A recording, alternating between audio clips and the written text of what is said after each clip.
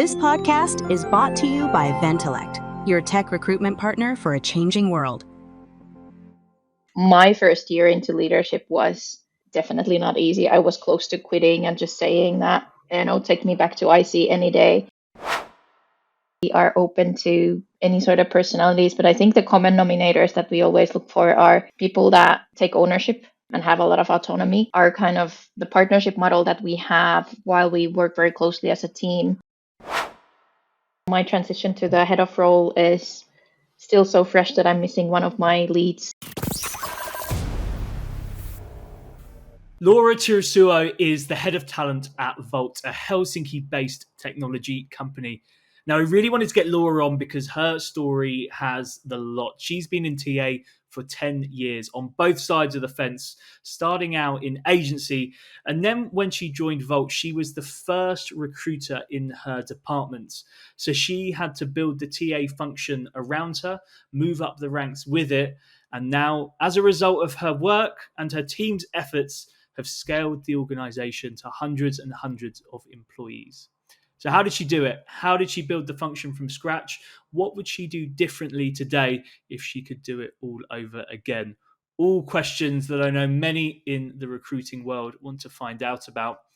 We also talk a lot about the partnership between external recruiters, external agencies like myself, and internal talent teams, because this is a partnership that can really go brilliantly and have a massive impact on businesses. But as anyone will tell you, it can go very, very wrong as well. Laura also finishes by giving advice to anyone in TA right now navigating the job market. Obviously, it's a tough time. There's been a lot of layoffs in tech for TA. And we talk a bit about what maybe we could do differently as a tech industry and what the big tech companies could do as well.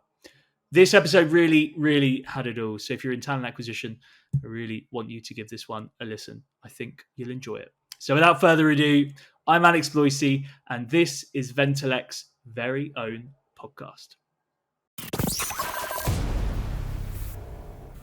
We are live and kicking. Laura, thank you so much. Absolute pleasure to have you on and to spend some of your afternoon with myself. Thank you. Thank you for having me. Super excited to be here.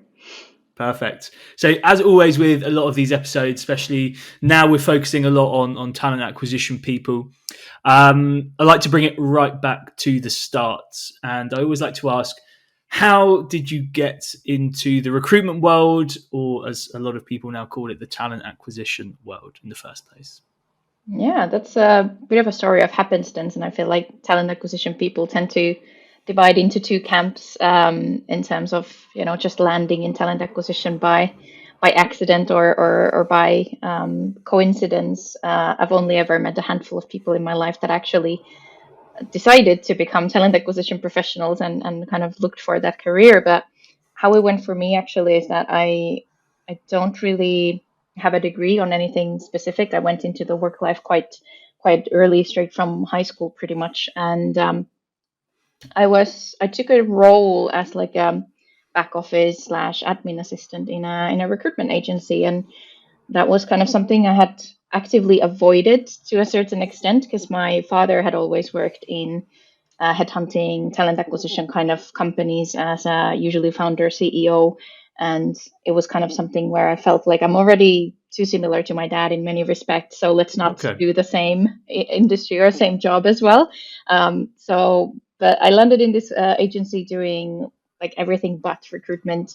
But they kind of then pretty quickly actually shoved me towards a lot of recruitment duties as well. I think they figured that would suit me, and the rest is history. I just really started doing that and found something that really I felt like suited my strengths, and that's the path I've been on ever since for the last 10 years.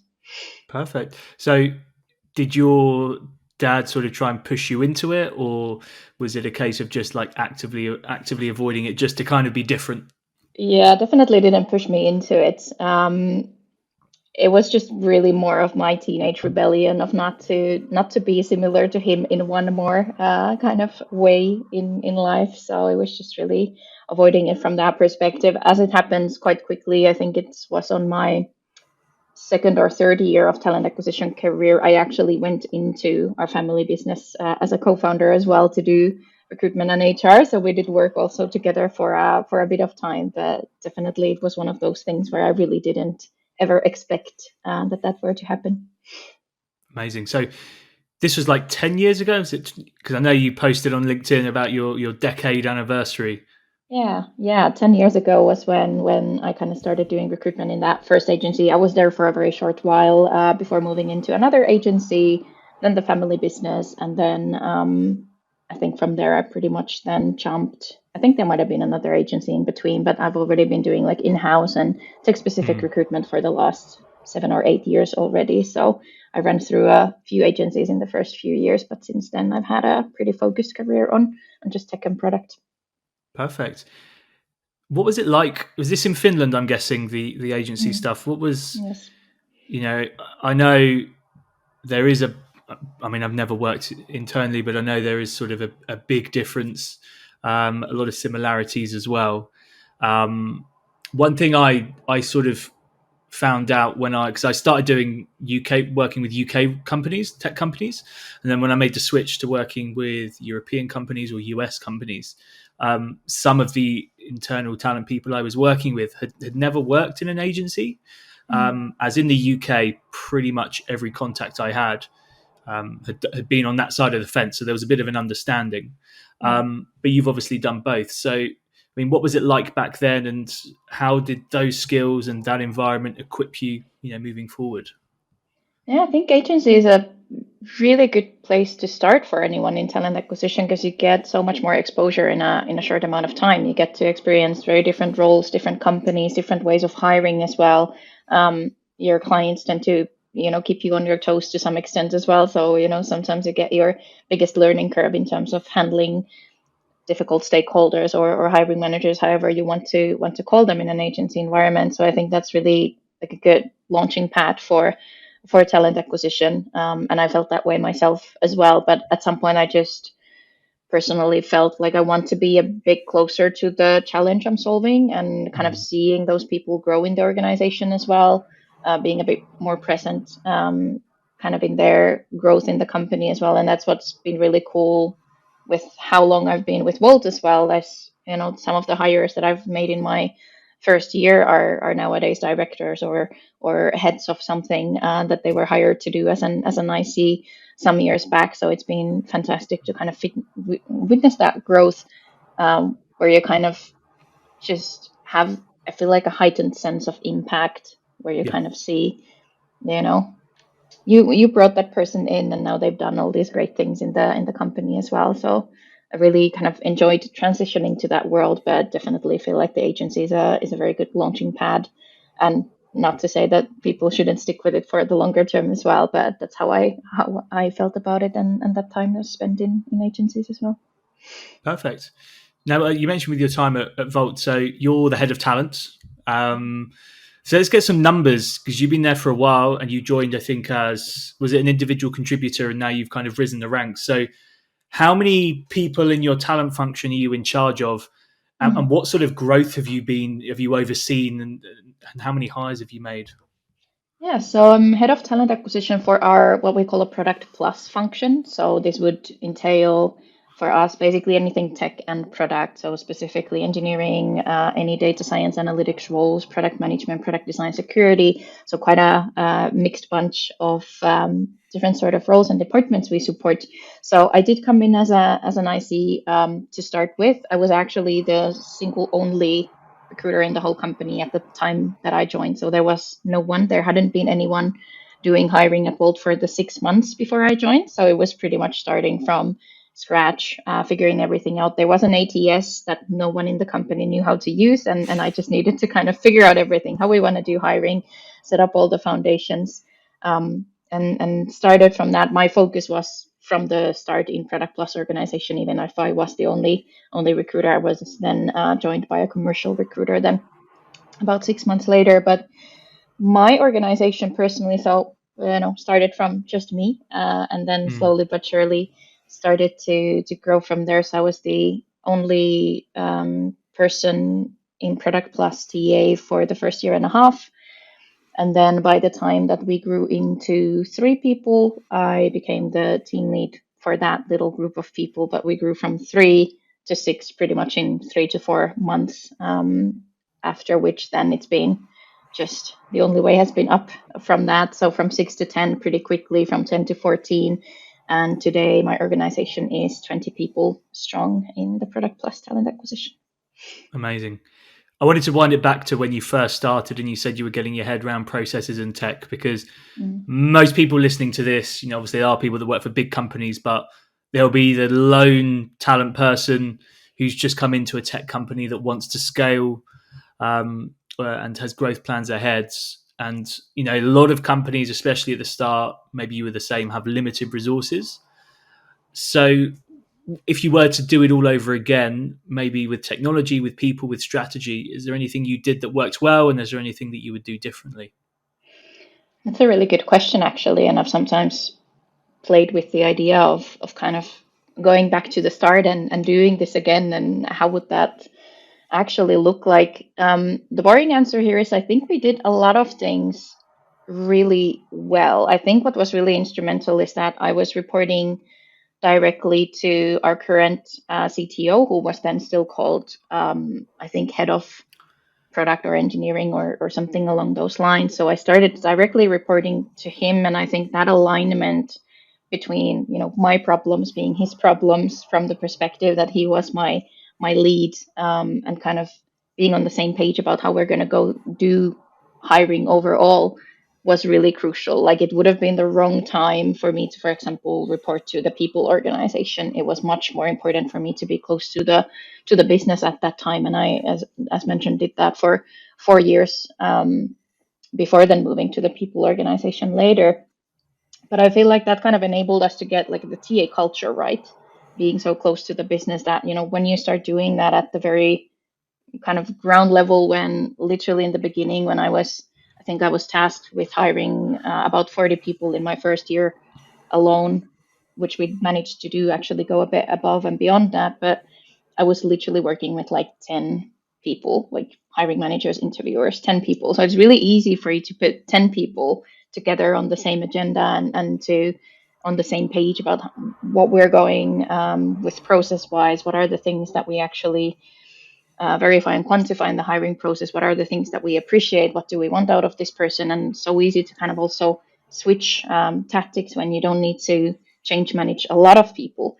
So I think that really makes the early kind of foundations that you get to build really fulfilling, because you get there easier. Whereas if you're already talking about an organization of 100 stakeholders or so, it's going to be a lot easier to actually move those pieces. But ultimately, I think we succeeded really well because of that positioning of being very close to the business, because we have really high engagement. Hiring is seen as the first class citizen still to this day.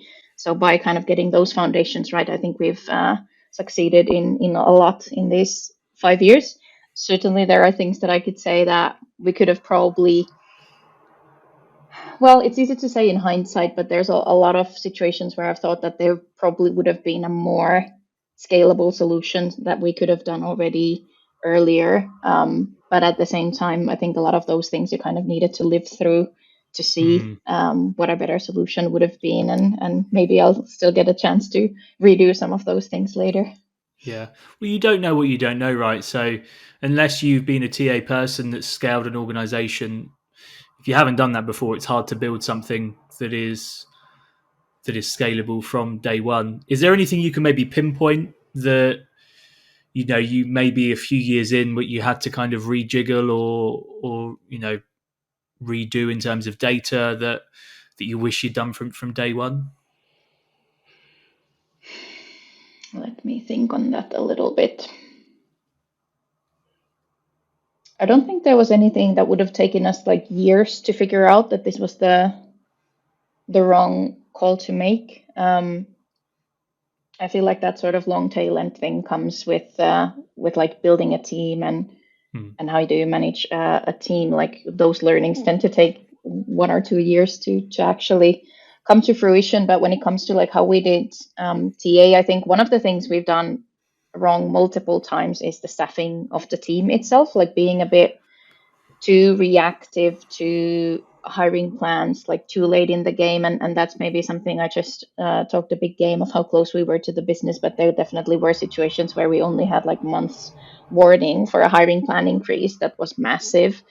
And there was a situation, I think in 2019, if I remember right, where there was literally just the two of us. We were just about staffed right to do the hiring plan for that year, and then we did like a 60% hiring plan increase in the middle of the year. So kind of to pick up the pace enough to do that is obviously not possible with just two people.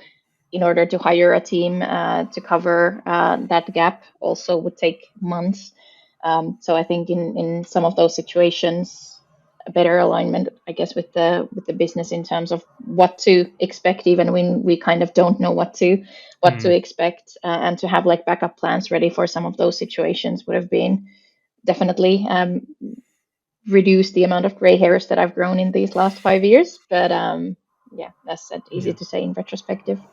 Yeah, I mean, all companies go through those growing pains. I mean, what we've seen in tech over probably the past 5 years with post, with the COVID bust and then the boom afterwards was very similar. And obviously there's been companies out there that were, pretty reckless in hindsight with their hiring plans, but that's what drove up the price of TA, and then obviously has led to a bit of a correction as well.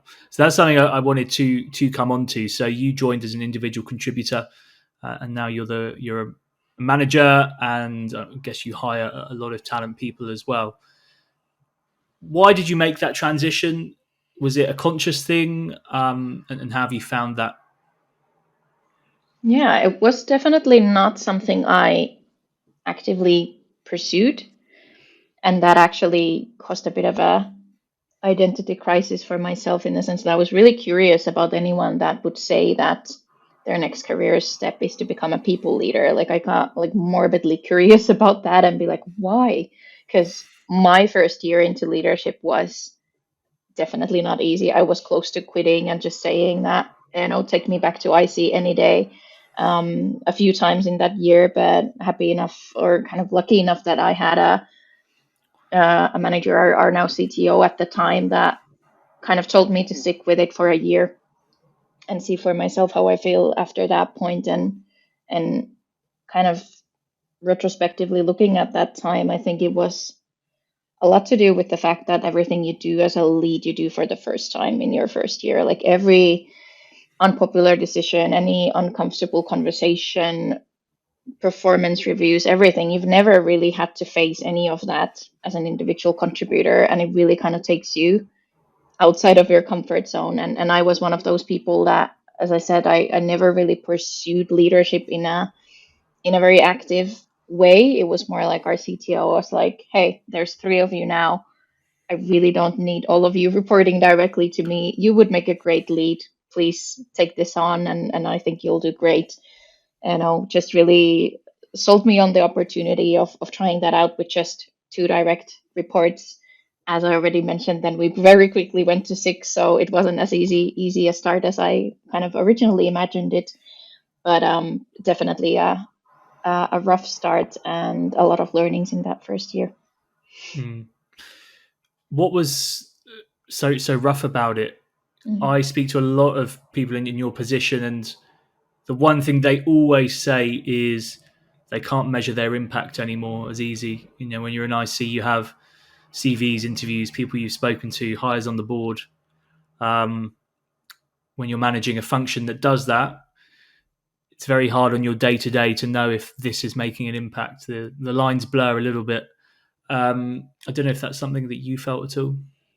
Yeah, definitely. I think it's a combination, or kind of like the two sides of the same coin, in terms of you're doing stuff that you've never done before. Like you're doing it in a context that you know super well as an individual contributor, but you're dealing with problems and kind of people topics that you don't really need to deal with when you're an individual contributor. And then at the same time, you have a really hard time measuring how is that impactful? Am I doing the right things?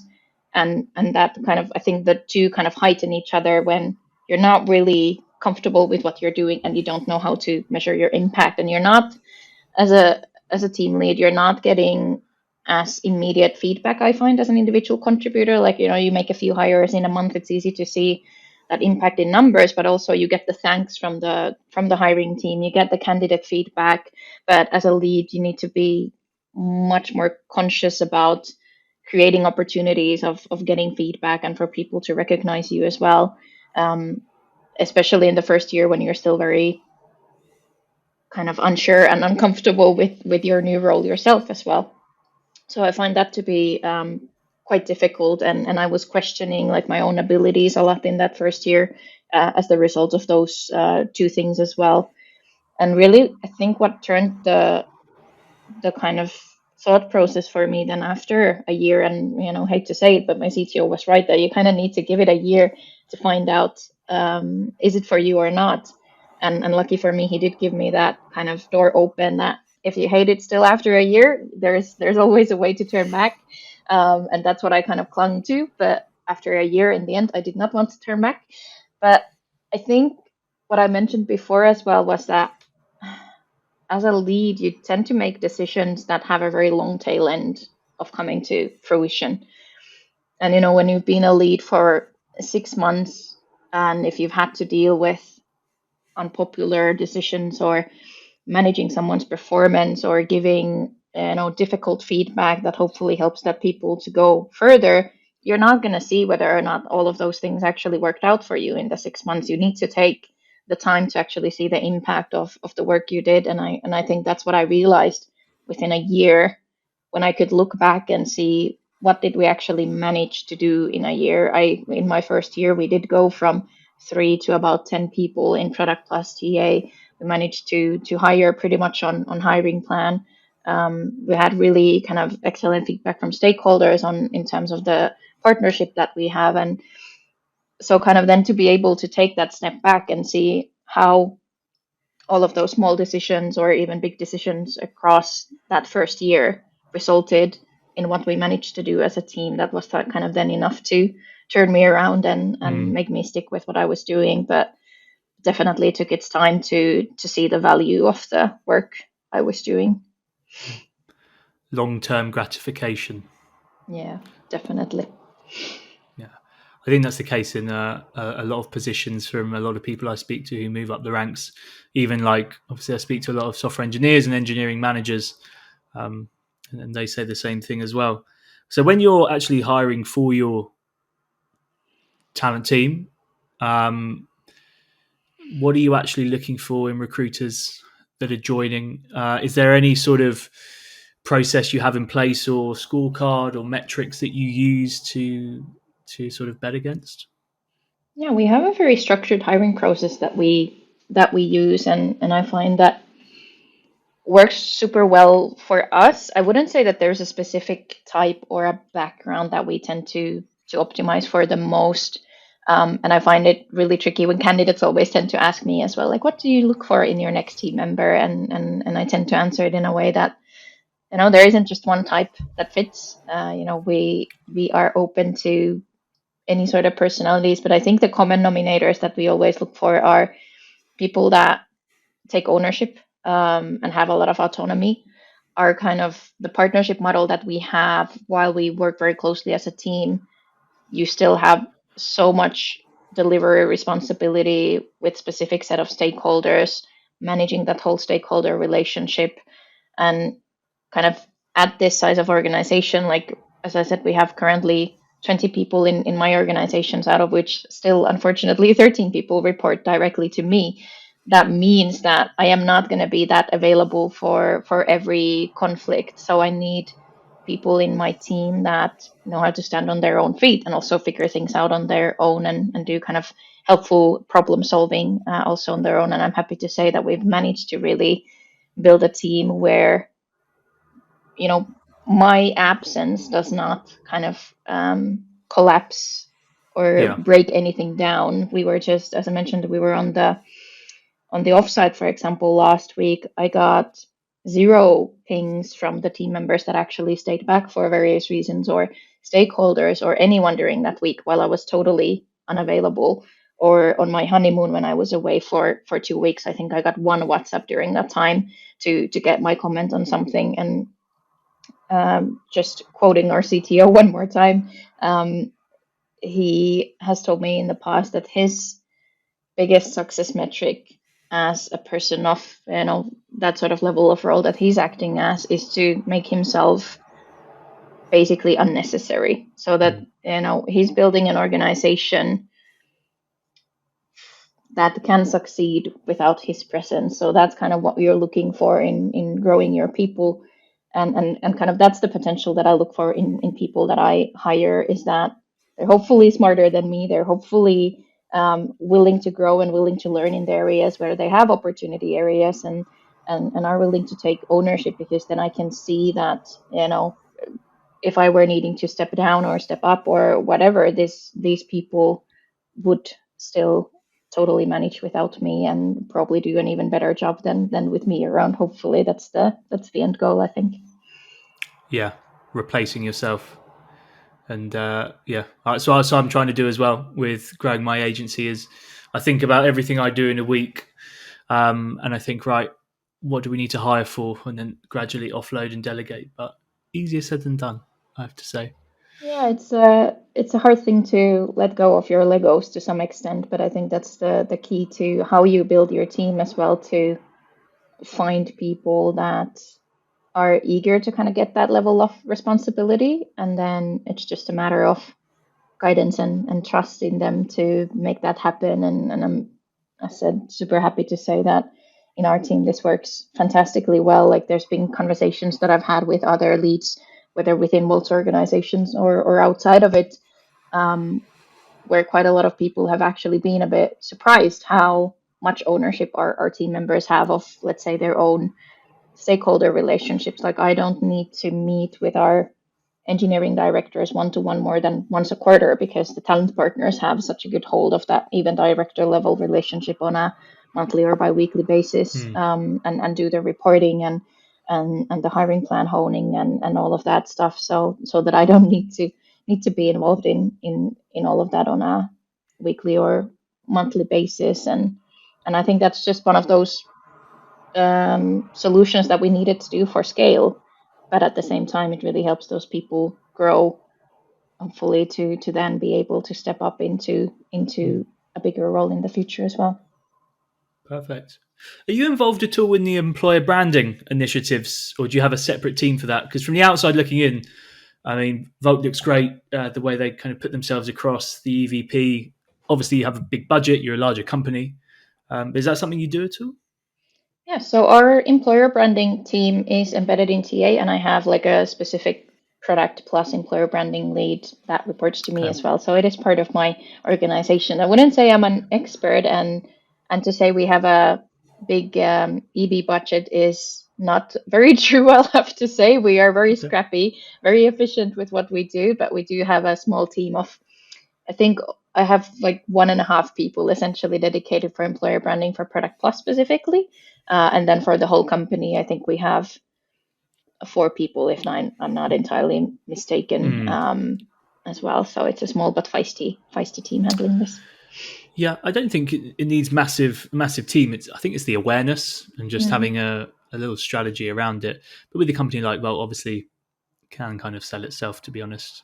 Yeah, when you're in a consumer-facing business, your consumer brand carries a lot of the weight as well, and that's kind of what we've actually been focusing on. Is that we obviously leverage the great consumer brand that we do have, and have worked relentlessly over the years to actually have one, because obviously if you're a consumer-facing brand that doesn't really have good brand recognition as a consumer-facing brand, then obviously that's not going to help. But we're in a situation where we have, like, we would almost call fans in certain countries in terms of the Wolt product and brand, and that has been a continuous effort by our brand team across the last 5 years. We've only introduced employer branding in the last, I would say, 1.5, 2 years that we've actually had anyone work on that. So we've entirely ridden with the consumer brand until then. But definitely kind of the work now has been also to draw a level of differentiation between what we are as a service or a consumer product versus what we are as an employer, because the latter part has been something that we haven't necessarily been super vocal or transparent Yeah, about. interesting. Yeah, I mean, I can vouch for Volt's sort of product and service when I'm in Europe on meetings, especially in Berlin. I've done a lot of work in Berlin over the years, and the service for getting takeaways is pretty good. Maybe I used it a bit too much than I should have done. That seems to be the common complaint. Absolutely. Perfect. One thing I wanted to ask as well is there's a lot of like agency recruiters that listen to this, and obviously we are a recruitment agency as well. You've worked on both sides of the fence. And one thing I also wanted to do with this podcast and start doing it a lot more is sometimes I think the relationship between maybe an internal talent team and an external partner um, is misunderstood. There's good partnerships people have had, and there's bad partnerships and bad experiences that I think everyone I speak to working internally has had a bad experience, which is sad, but we move. Now you've sort of been on both sides of the fence. I mean, what do you think makes a great partnership between an internal talent team and an external agency?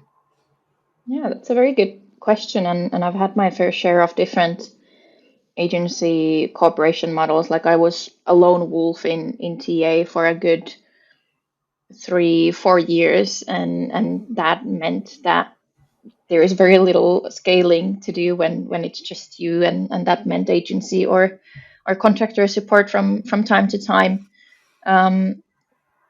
Currently, we're mostly working with like embedded contractors in our TA team, where I find that for us, our problem isn't necessarily to generate the candidate pipelines, where I then feel like if that's your problem, sure, agency is probably a more cost effective solution. So if you have the capability in house to actually handle the process side, but you don't have a qualified sourcing function, or just don't have the time to build strong pipelines for your roles, or you have hard niche roles that you don't have the competency to deal with.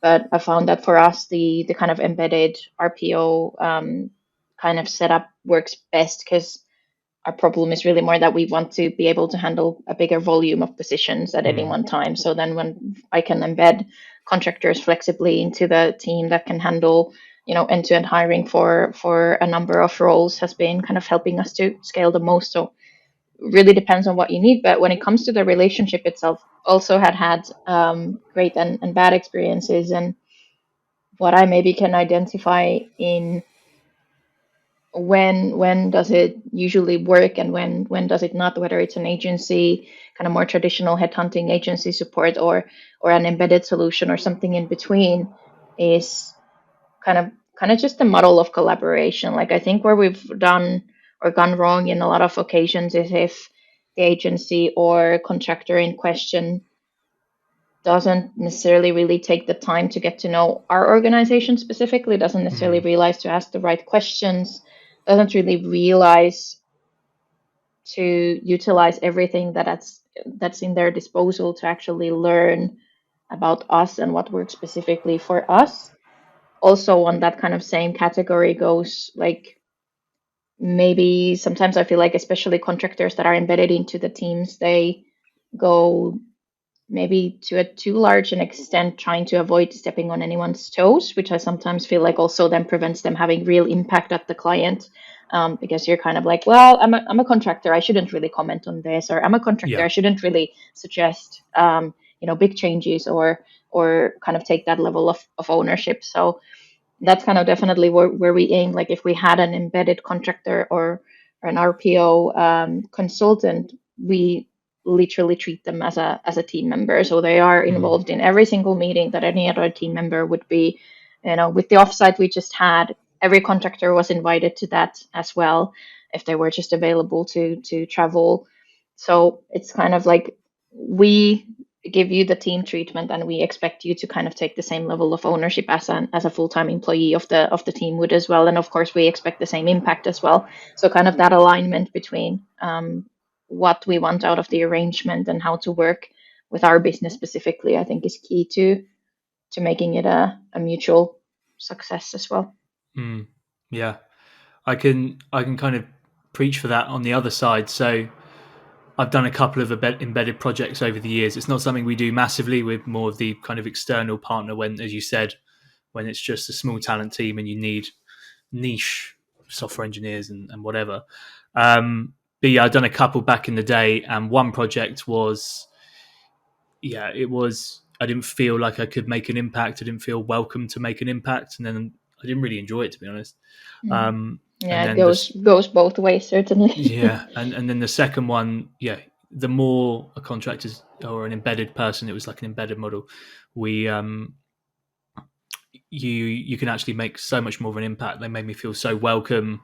They involved me in the team meetings and things like that, and it was really kind of I mean, we made so many hires. But yeah, that's really interesting to know because I think that's one thing I do want to do with this podcast as well is obviously educate internal talent people and have a chance for people to learn about that side of things and how to progress. But as obviously we're an external partner, I think it's good to talk about that partnership because it's a partnership that can add so much value to companies. I've seen it firsthand. If you get it right. The trouble is, I think from maybe your point of view, is that there's so many external agencies out there, and it's pretty hard to know when you're selling a service. When someone's selling a service to you, how good that service actually is. It's not like a product where you can see the benefits. Yeah, definitely. And just to add on what you said there, like this is a partnership. I think it needs to be treated the same way, like we always say in TA, that this is a partnership with our stakeholders. This is not a service that we're providing our stakeholders. I think the same goes with the agency cooperation, that if either party goes into that arrangement with a service in mind, then that's already, going to be a hard place to make it a success for both parties to actually drive meaningful impact. And I think that's the key in there. And you said to yourself that when you were embedded you felt welcome. Obviously there are no organizations where contractors or our peers don't get that treatment, and I think that's kind of then letting you down in terms of what you could get out of your contractor teams or agency partners as well, if you're kind of also as an organization or as a hiring manager, as a TA leader, kind of open to making that a mutual success. But as you said to yourself, it's also hard to spot out the good ones. And if you put that level of trust and love into every partnership you try out, you might get a bunch of them wrong before you actually find the right fit. Yeah, I agree. And time is our most scarce, precious resource. And I think that's been a common complaint as well, is having your time wasted, having internal talent teams' times wasted, whether it's even during the process where there's a surprise, a candidate sort of dropped out or something, which obviously happens, but is it something that could have been avoided? Yeah, we've had Tons of those that. experiences a few times as well, where we're kind of sent a candidate with the brief that, hey, this candidate would be really interested to talk about an opportunity at Wolt, giving us the impression that they're quite bought in. And then we go into the first interview with them and they're like, oh, I don't know what your company does. I don't know why I'm here. What's the role? And then it's kind of like, well, we could have been better prepared to actually sell you the opportunity if we knew that that's what we're here to do. And that, for me happens unfortunately very often in this more traditional kind of agency introduction setup, where we're kind of given a too rosy of a picture in terms of the candidate's motivation in discussing with us. And at the same time, that would be my expectation if an agency introduces us with a candidate, that they've done the groundwork of getting that candidate at least a little bit interested in what we're about to talk about, because otherwise we could have just sourced that candidate ourselves, convert them ourselves, do all the groundwork of selling them on the company and opportunity. So I think that's kind of one of the really common frustrations that we've faced with agencies. Yeah, it's that over promising and under delivering. Yeah. The lethal combination. Perfect. Awesome. What does a typical working week look like for a head of talent at big old tech company? Because there will be people listening who will want to be in your big shiny position. is it as big and shiny as it looks? What's it really like week to week? Well, that's a very good question. I wouldn't say that the weeks are very similar to each other, and to be fair, my transition to the head of role is still so fresh that I'm missing one of my leads. I think I mentioned earlier that I have 13 directs at the moment, and that's obviously not the ideal setup we want to be in. So we're still missing one talent acquisition lead to kind of fully transition, in the sense that I only have leads reporting to me rather than also individual contributors. So at the moment, I'm still spending a lot of time in one-on-ones with all of those directs. I do bi-weekly 1 hour one-on-ones to be available to my team to help them unlock any challenges, or have growth discussions, or whatever they need me for. Agenda is theirs. But so that takes a lot of my time. But I would say that not a week goes by where I wouldn't also be involved with any kind of stakeholder communication as well. So I kind of meet with, whether it's the CTO, director, head of level, in different compositions rather frequently. Also, of course, involved in different cross company or cross function initiatives as well. At the moment, I could mention like our diversity, equity, and inclusion work is obviously something that includes a lot of different departments across the whole company. So I'm obviously representing as one of the people from the TA side, but then we have the people team. We have our new D&I lead starting very soon as well. But then we have employer branding, different parts of the company included in all of that work as well. So kind of facilitating all of that cross group work is really important part of my week as well. And then of course at the leadership level within TA, we have different initiatives, different projects that we work on together right now. For example, we have our annual performance review cycle happening. So facilitating all of that, and also writing a ton of feedback myself. Just this week, I've been spending hours writing a lot of feedback for both stakeholders and my directs and my peers. So all of that really very much fills up my week and beyond, if I'm not being careful. But I would say that those are probably the four main pillars, and I do try to then have a bit more focused time on working on everything beyond all of that. And I'm still hiring for my team as well, so that still takes some of my time too. Perfect. No, thank you for the insight. I know that'd be really helpful to a lot of people. I know you're hiring for your team as well. You mentioned, obviously, I know we talked about this in our first call, little intro call. It's been a bit of a time of late in talent acquisition. If your LinkedIn feed to believe, I think it's the nature of the beast.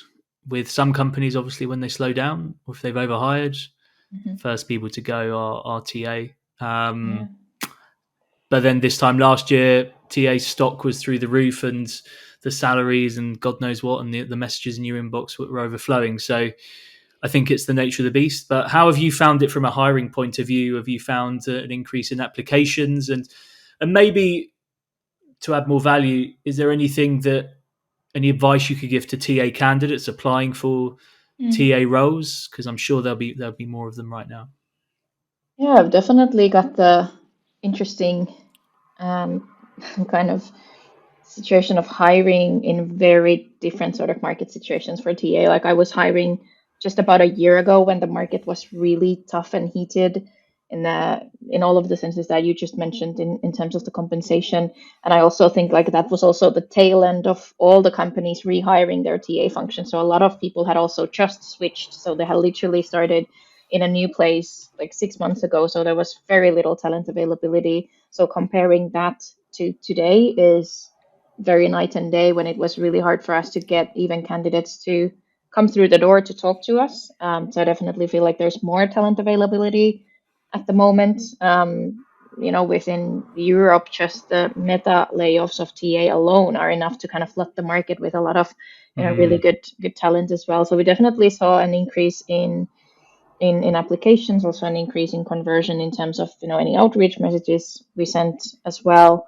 So it's been in some respect it's been a good time to hire, but it's also really sad and I think anxiety inducing to see this happening in the industry, and one could only hope that companies are a bit more have a bit more long-term vision of we saw that, in the beginning of COVID, that every company pretty much laid off their whole TA function, and then 6 months later, we're trying to rehire the whole function again. Like, how much time and actual money did that cost for them to close everything down for 6 months and rehire again in Yeah. 6 months, probably with higher salaries when the market was booming again. So not to say that that wouldn't be right for our industry as well, that this affected obviously market salaries and everything, but I kind of just wish that the longevity of talent acquisition as a strategic function was seen a little bit better in some of these companies.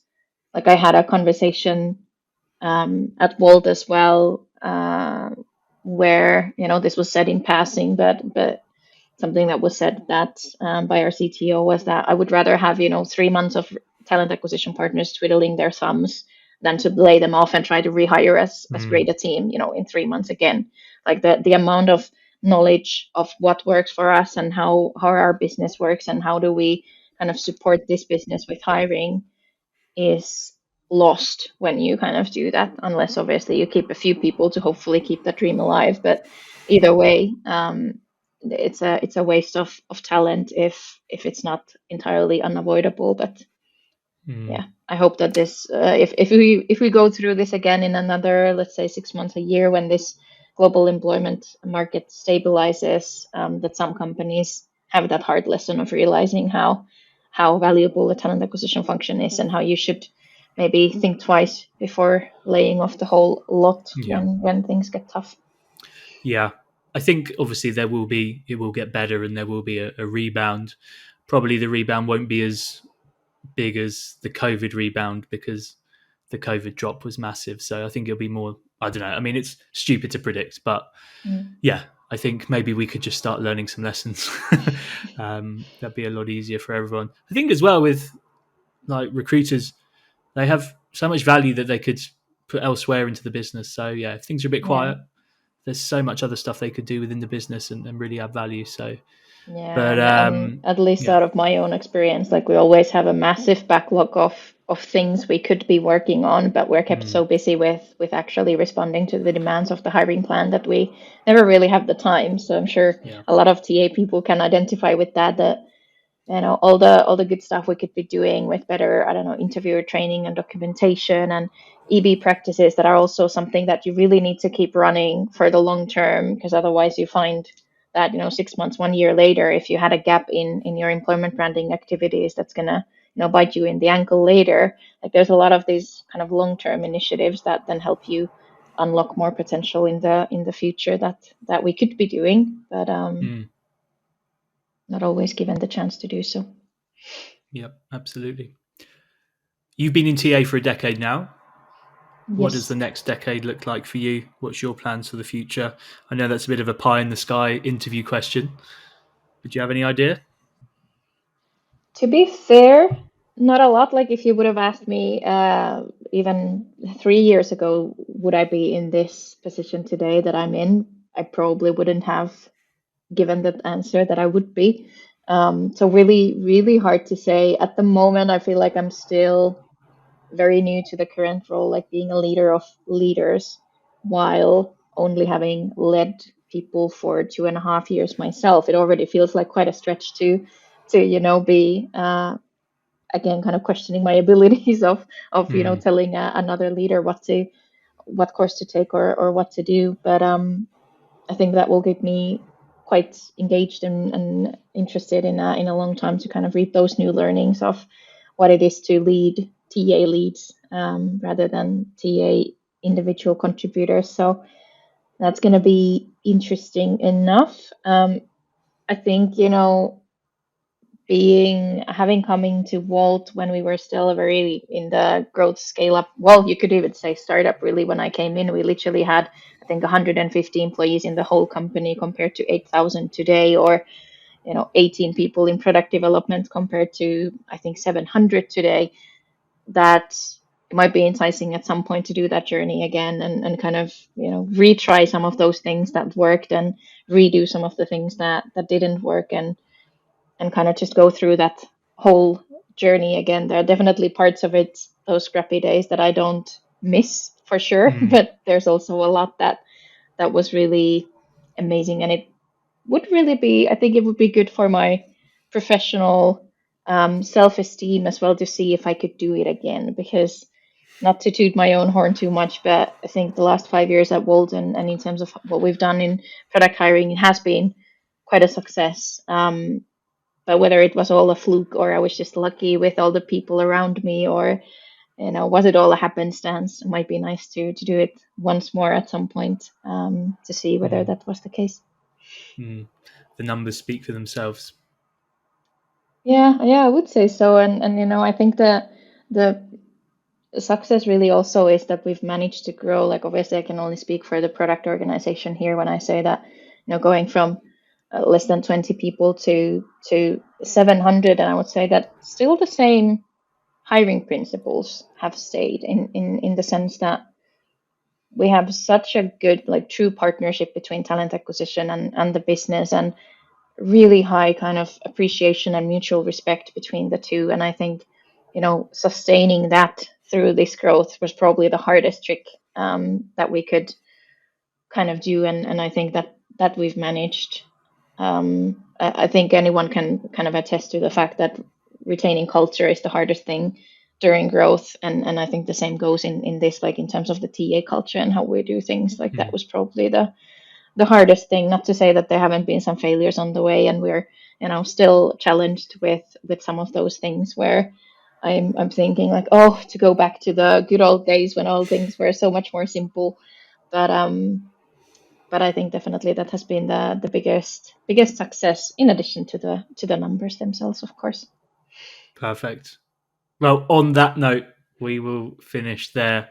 Thank you so much, Laura. I think we covered everything that we needed to, and that will give so much value to people on both sides of the recruiting fence, I think, no matter where they are in their career. So thank you so much. Really appreciate it. Thank you so much for having me. It was a great pleasure, and hopefully some interesting tidbits for the listeners as well. I'm sure there were. Thank you.